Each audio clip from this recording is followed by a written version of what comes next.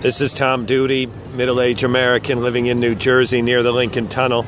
If you were to visit my website, you would type Howdy Doody into Google. You'll find the correct spelling of the famous puppet. You then combine Tom Duty in a Google search for my site. This subject is about sex, and I felt very inspired to do this, and I chose this venue, and now I'm feeling very self-conscious. But anyways, here's why I chose the venue. It's a beautiful day. This is Hoboken, and this topic is not just about sex. It's about sex and marriage, and marriage-like relationships that aren't marriages. Right between the tree and my other phone, this is a phone. Between the tree and the phone is a couple of tall buildings. That's Madison Square Park, and a block north of the park is the Museum of Sex. So I was a little lazy and decided not to go to the city, and this is my venue of choice given the topic and the association with that location with the Museum of Sex. So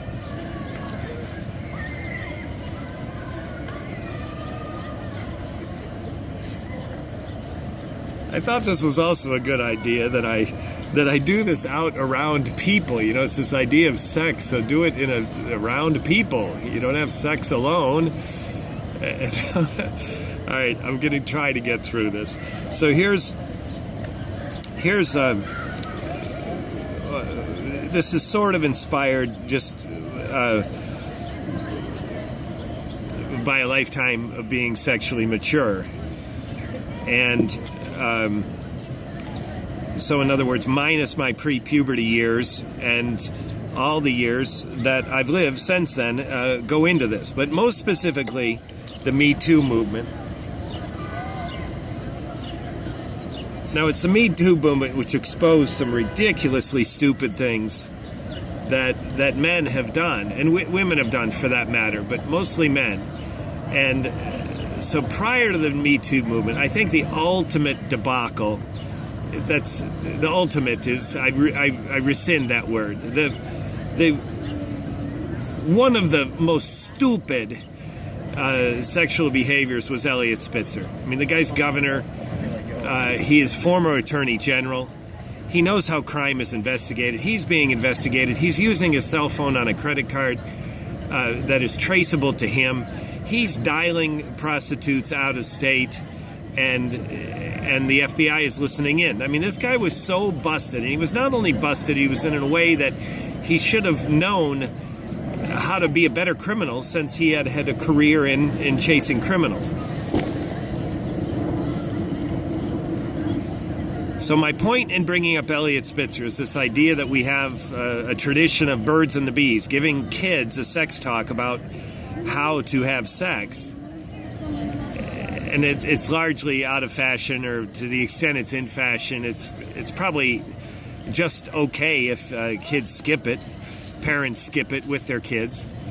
And however, it's very clear that someone should get a talk about sex somewhere along the way, and maybe something would have saved Eliot Spitzer from his crazy stupidity.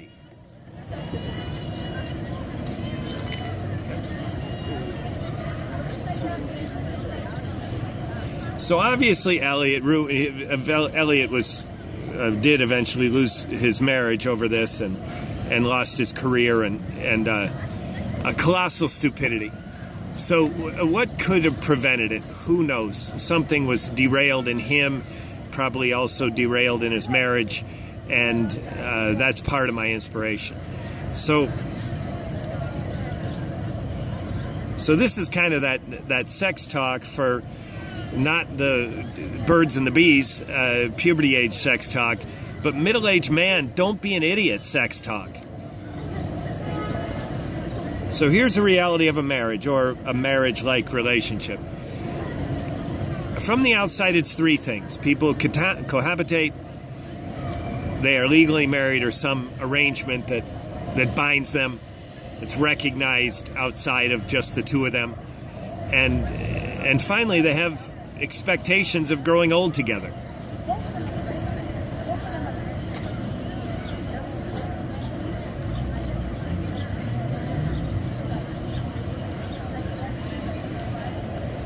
So it is my thinking that, talking to Eliot Spitzer, look at your marriage as nothing more than that. From the outside, do you have a good marriage? Cohabitate, have the idea you're going to grow old together. People have that idea that you're going to grow old together, and you cohabitate. So what's happening on the inside? Well,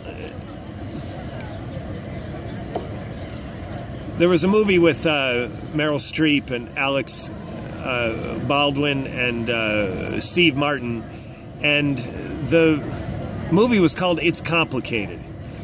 And it was a clever title, but the benefit is to make a relationship. If you want to sustain the relationship, you want to cohabitate, you want to have plans to grow old together, and you don't want to get a divorce, make it not complicated. Simplify it. So 2 steps. From the outside, you continue to cohabitate. You don't get a divorce. Whatever that legal union is that ties you, you keep that in place. And you generally behave as though your goal is to grow old together. So recognize that that's all you need to do. That doesn't mean you have to listen to your spouse. It doesn't mean you have to be listened to. It doesn't mean you have to expect your spouse to listen to or understand you. You married someone for this sexual partnership, in theory for the purpose of reproducing or at least having some exclusive sexual relationship. So don't complicate it. Don't put all these burdens. You don't have to be friends. You don't have to be social together. Live together, plans grow old together, and you keep some legal bond.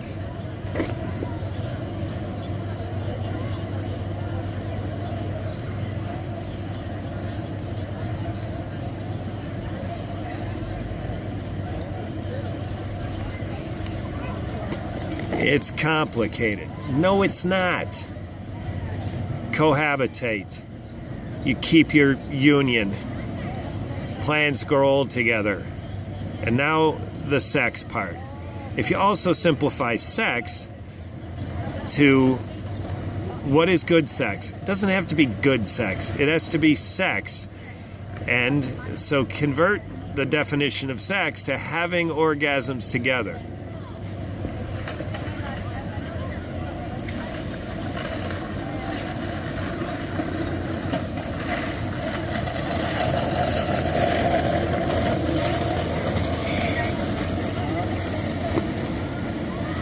So again, from the outside, a relationship is cohabitate,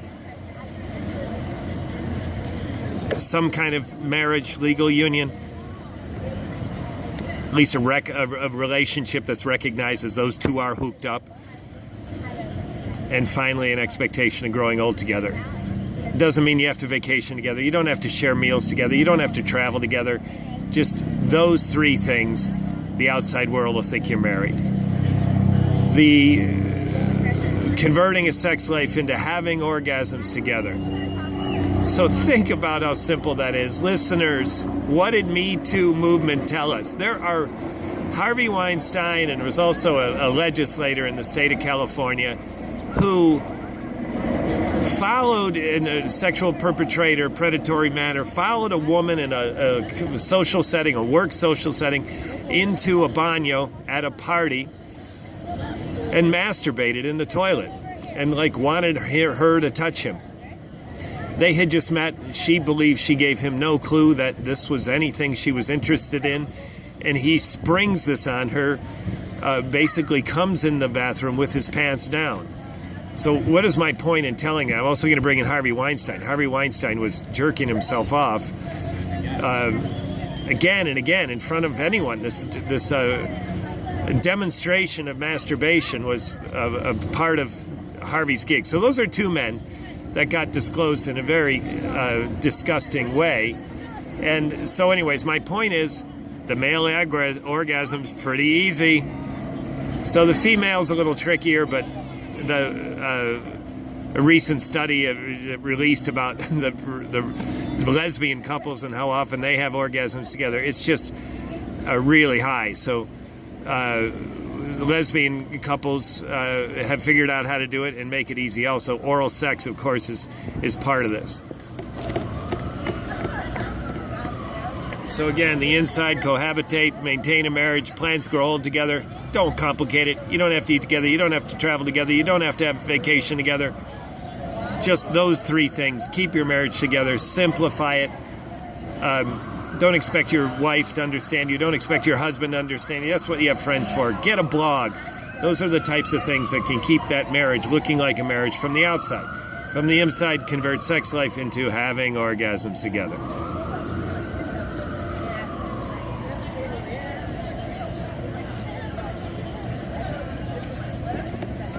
So to illustrate this, think about a gay male relationship. And I thought it was interesting, in the state of Iowa, when they approved gay marriage, there was a rush to get licenses. So a lot of gay people, both gay men and lesbian couples, lived in Idaho. And I think the people in Idaho were generally surprised that they had so many gay people. So my point in bringing it up is not all gay people want to be so publicly identified as being homosexual. So now take that from the gay of Idaho to New York City Gay Pride Parade.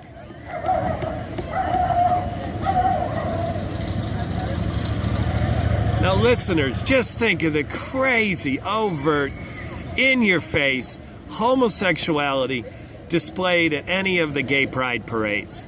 So if you're in a marriage and you're gay and you sort of want it to be Idaho-like, and your partner kind of wants to once a year go to a gay pride parade, hey, that's probably going to work and be just fine.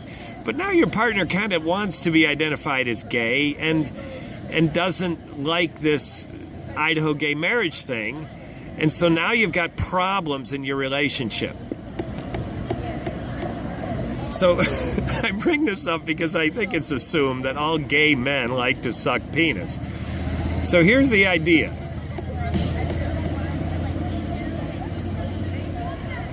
This hypothetical gay couple is having problems with one another because of this friction of how they want to scene together. First of all, if you look at my analysis, cohabitate, plans grow old together. You don't have to live together. You don't have to be together socially, in public, or whatever.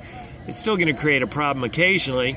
And solve the problem like this. To the man who wants to be a little quieter, all the things that you've learned to hate in your husband, to hate in your partner, to hate in your hookup, to hate in your man, none of it exists in his penis. It's the same penis that you married. So the same thing goes for homosexual women and heterosexual couples.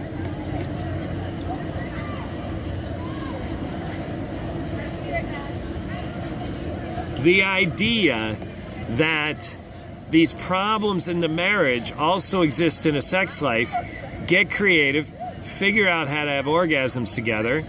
You're having some trouble with that? Well, then decrease the frequency.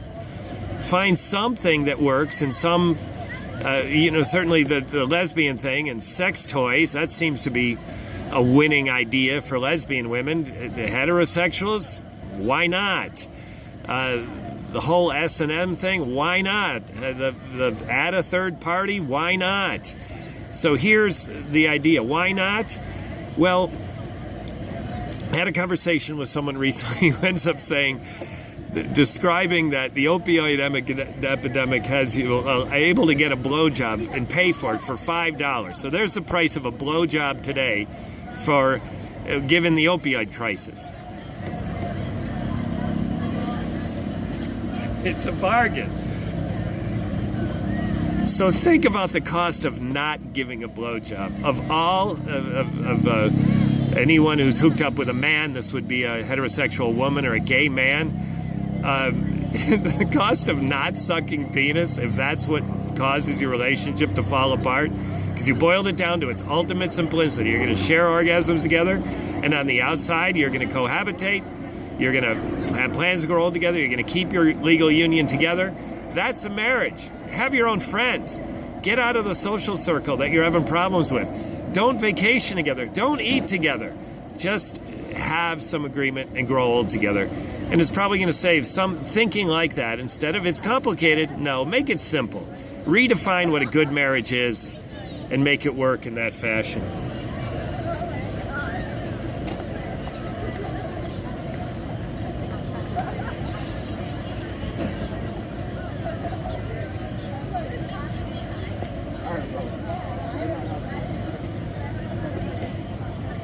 This has been Tom Duty, middle-aged American, living in New Jersey, near the Lincoln Tunnel. If you were to visit my website, you would type Howdy Doody into Google. You'll find the correct spelling of the famous puppet. You then combine Tom Duty in a Google search for my site. Thank you for listening. Have a good day, good evening, or restful night's sleep. Ciao.